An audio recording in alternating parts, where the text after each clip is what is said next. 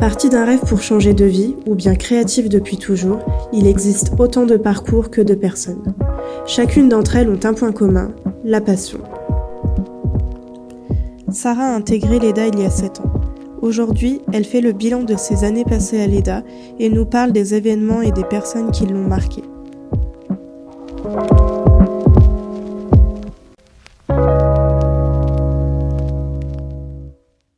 Donc bonjour Sarah. Bonjour Alexine. Donc est-ce que tu peux te présenter pour les personnes qui ne te connaissent pas encore ? Alors à l'EDA, je suis coordinatrice pédagogique en graphisme et en illustration et en tant que référente pédagogique et en même temps pour tout ce qui va concerner les échanges avec les professeurs correcteurs et la création de nouveaux contenus, voilà, des choses comme ça. Ok. Et ça fait combien de temps que tu es arrivée à l'EDA, toi ? Donc je suis arrivée à l'EDA en 2015. Ok. Donc ça fait plus de 7 ans maintenant. Ça passe, le temps passe. Ouais. Et quand tu es arrivée à l'EDA, du coup, en 2015, tu occupais quel poste ? Est-ce que tu étais déjà en graphisme et en illustration ou... Alors non, au début quand je suis arrivée, je m'occupais un petit peu, de toutes les formations en fait, sauf la photo. Donc je m'occupais des élèves en design, en déco, en prépa, en graphisme, en illustration, sur tout ce sur quoi je pouvais intervenir en tout cas. Et un petit peu par la force des choses, j'ai fini par vraiment m'orienter vers le graphisme et l'illustration qui sont vraiment mes domaines. Ok. Donc Oui. ça s'est fait au fur et à mesure. Mais Ouais. au début, je m'occupais vraiment de tous les élèves dans toutes les formations. Parce que toi, du coup, t'es issu d'un parcours plus graphiste, illustration ? Ouais, en fait, 2 formations où je suis graphiste et j'ai beaucoup d'intérêt pour l'illustration depuis très très très longtemps. Et donc, je me suis orientée vers la BD avec mes petits personnages dans un premier temps. Et donc, c'est vrai que j'avais ces 2 cordes-là. En fait, j'ai développé aussi mes compétences en illustration avec mes études de graphiste. C'est-à-dire que je m'arrangeais pour continuer de travailler ces compétences-là, différemment. Donc, j'ai ces 2 cordes-là, quoi. Ok. Et ces 2 casquettes-là, j'ai jamais vraiment su choisir, donc... Comme tu le sais, l'EDA fête ses 10 ans cette année. Donc toi, ça fait plus de 7 ans que tu es là maintenant. Est-ce que tu peux nous parler des changements qu'il y a eu à l'EDA ? En fait, c'est vrai que quand je suis arrivée, on était combien ? On était peut-être 3 ou 4 dans les locaux avec, bien sûr, Monsieur Coco. Et donc, il y avait une personne à l'administratif, une personne community manager, donc, qui s'occupait des réseaux sociaux et de la communication. Puis après, on était 3 à la pédagogie, quoi. Ouais. Donc, ça a commencé comme ça. On avait des locaux qui étaient beaucoup plus petits que ceux qu'on a maintenant. Mais je sais que, moi, je suis arrivée donc il y a un peu plus de 7 ans, mais au départ, ils ont commencé dans un tout petit local, encore plus petit que celui que j'ai connu moi. Et puis maintenant, c'est vrai qu'on a des locaux qui sont hyper importants, beaucoup plus grands que ceux que j'ai connus. Et le nombre de personnes aussi, les référents pédagogues, mais même les membres de l'équipe administrative ou comptable, c'est fou comment ça a bougé. Les professeurs correcteurs aussi, quand je suis arrivée, il y en avait peut-être 7-8. Maintenant, on a dépassé peut-être les 50. En tout. Ouais. En tout, c'est fou. Et justement, je rebondis sur ça, tu parles des professeurs. Donc toi, une grosse partie de ton travail, c'est de gérer les échanges avec les professeurs. Donc qui, je le rappelle, les professeurs, c'est également des professionnels du métier qui sont actuellement en activité. Et donc toi, est-ce que tu peux nous expliquer un peu comment tu gères le lien avec les professeurs ? Je sais que tu étais dans une association, que tu en fais toujours partie, et qu'il y a des correcteurs que tu as rencontrés comme ça, grâce à des collaborations. Donc est-ce que tu peux nous parler de ça ? Alors oui, en fait, c'est vrai qu'on a beaucoup d'échanges avec les professeurs. C'est très important de pouvoir échanger régulièrement avec eux parce que c'est une collaboration. On est vraiment, on a besoin d'être dans l'échange. C'est très important. Et les professeurs, c'est souvent des rencontres ou alors des connaissances d'anciens professeurs. Enfin, il y a un petit réseau qui se fait aussi comme ça avec les années. Pour la petite anecdote, il y avait une illustratrice que je suivais sur les réseaux. J'aimais beaucoup son travail. Ouais. Vraiment super chouette ce qu'elle faisait. Enfin, voilà. Et on cherchait une prof en illustration. Et paf, je reçois une candidature. Et c'est la personne que je suivais quoi sur les réseaux. Je me dis, mais... Trop bien. Je me suis demandé, en fait, s'il y avait pas un bug ou quoi. Et en fait, c'était Séverine.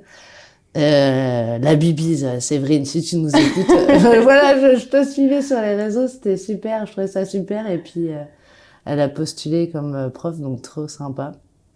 Donc voilà, après, bien sûr, il y a les personnes qui sont investies dans la culture à Reims aussi, qu'on peut rencontrer sur des expositions ou des événements importants à Reims. Je pense à plusieurs professeurs qui font partie de l'Hyperespace à Reims, c'est un collectif d'artistes, enfin c'est une association culturelle. Et on a Maude Gironnet, on a Soisic Legrand, enfin Claire Brochot, pas mal de profs en fait qui se connaissent d'Hyperespace. Paul Rosé aussi qui vient d'arriver, qui est le président d'Hyperespace. D'accord, ok. Donc on a pas mal réseau, ouais, à Reims, de personnes qui font bouger la culture.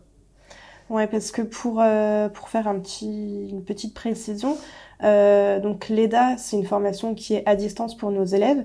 Par contre, les locaux de l'EDA se trouvent à Reims, donc c'est pour ça que tu parles vraiment de l'ancrage qui est local au final, notamment pour les professeurs correcteurs bien sûr. en graphisme et en ILU.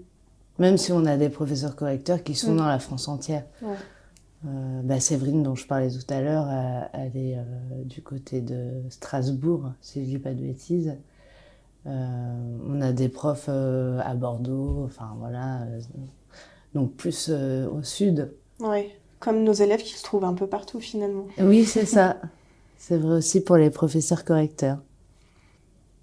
Alors, en 7 ans de carrière, j'imagine que t'as assisté à pas mal de rendez-vous EDA. Est-ce que tu te souviens du premier auquel tu as assisté? Ah oui, alors c'est vrai que je suis arrivée donc en 2015, en mai 2015. Et je crois que le premier rendez-vous EDA, c'était Maison et Objets. Ok. Et donc ça faisait quelques mois que j'étais arrivée et il a fallu que j'aille tout de suite dans le grand bain parce que Maison et Objets, pour celles et ceux qui ne connaissent pas, c'est vrai que c'est assez mouvementé. On marche beaucoup, il y a plein de choses à voir, c'est très grand. Donc voilà, c'était quand même une belle journée. Je me souviens que j'ai bien dormi le soir en rentrant. Mais c'était très sympa. Et donc c'est vrai qu'au début, comme je m'occupais des élèves dans toutes les formations, y compris la déco, le design et tout ça, donc j'étais partie sur Maison et Objets, qui est pas forcément aujourd'hui les rendez-vous auxquels je vais participer parce que c'est plus ma formation. Mais je me souviens d'un prof qui avait appelé en disant je suis devant, je vous attends, je comprends pas, enfin je suis là depuis un moment là et je vous trouve pas. Mais en fait il n'était pas à la bonne ville, il s'était trompé. Non. Voilà. Et donc nous on était à Villepinte, si je dis pas de bêtises, je crois que c'est ça. Et lui il était carrément à un autre. Dans une autre ville quoi. Ouais, un autre endroit. Enfin, c'est pas du tout au bon endroit quoi. Et donc on l'a attendu pendant une paire d'heures, le temps qu'il revienne, qu'il fasse le long trajet, enfin c'était voilà. Il a quand même réussi à vous rejoindre après par la suite. Ouais. Trop drôle. Je sais plus si c'était pour le tout premier, mais en tout cas ouais, je me souviens de ça, c'était assez rigolo. Et du coup les rendez-vous EDA, c'est aussi finalement la première fois qu'on rencontre les élèves qu'on a au téléphone et avec qui on échange aussi par mail. Est-ce qu'il y a un élève en particulier qui t'a marqué ou je sais pas une anecdote qui te vient en tête quand on parle de ça?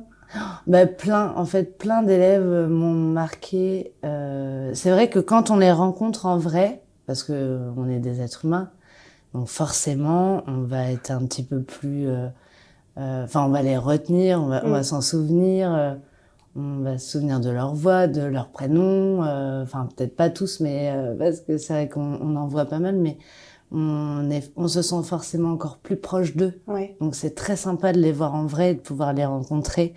Et on en apprend un petit peu plus aussi sur leur personne, ce qu'ils aiment, ce qu'ils ont envie de faire.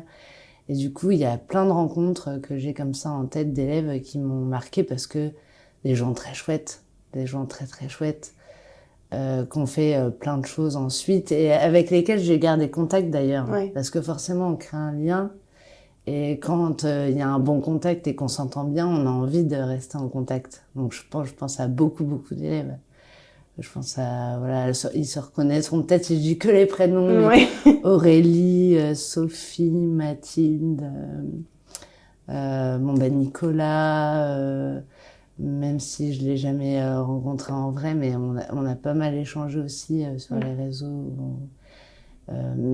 Il y a pas mal d'élèves qui m'ont beaucoup marqué. Alors je réfléchis en même temps parce que j'essaie de me souvenir de petites anecdotes, mais je me souviens pendant des rendez-vous EDA où on s'était déjà éclipsé pour aller manger une petite crêpe ou hop, 5 minutes vite fait, on a bien un petit moment pour papoter, manger une crêpe ou une gaufre, hein, je sais plus. Mais...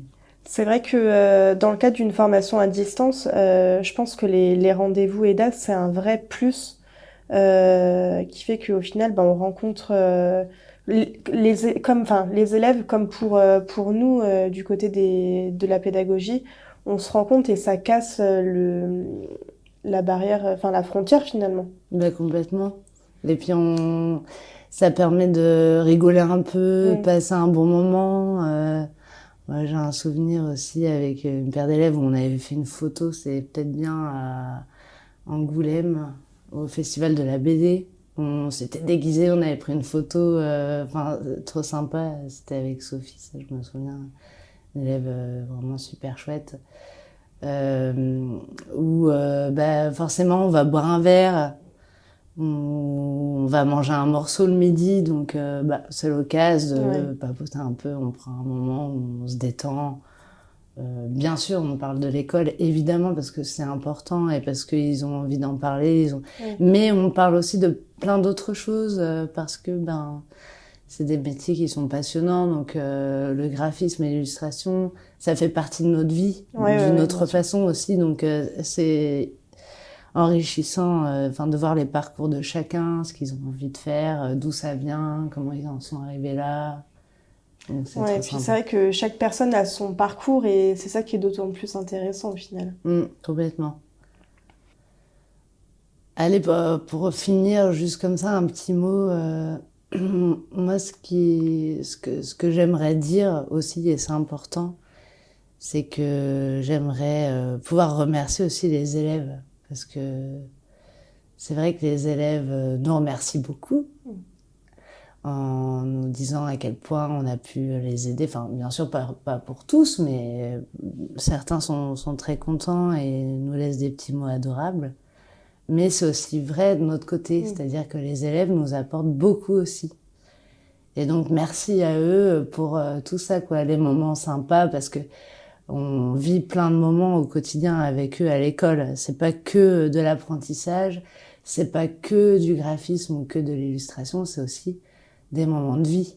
Et parfois, on rigole bien et on travaille bien, on fait plein de choses, on parle de plein de choses.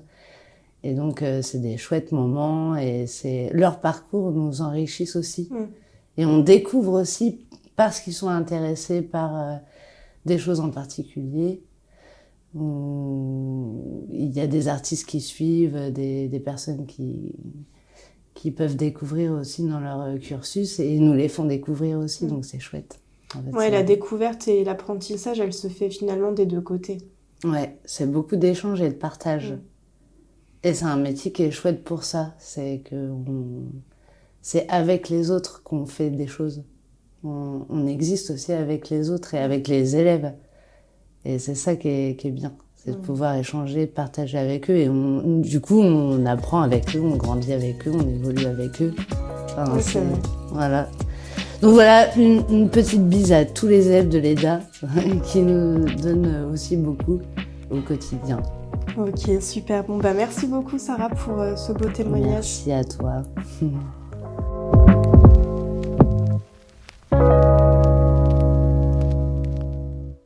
Rendez-vous très prochainement pour découvrir de nouvelles histoires avec l'EDA, l'école d'art appliqué à distance.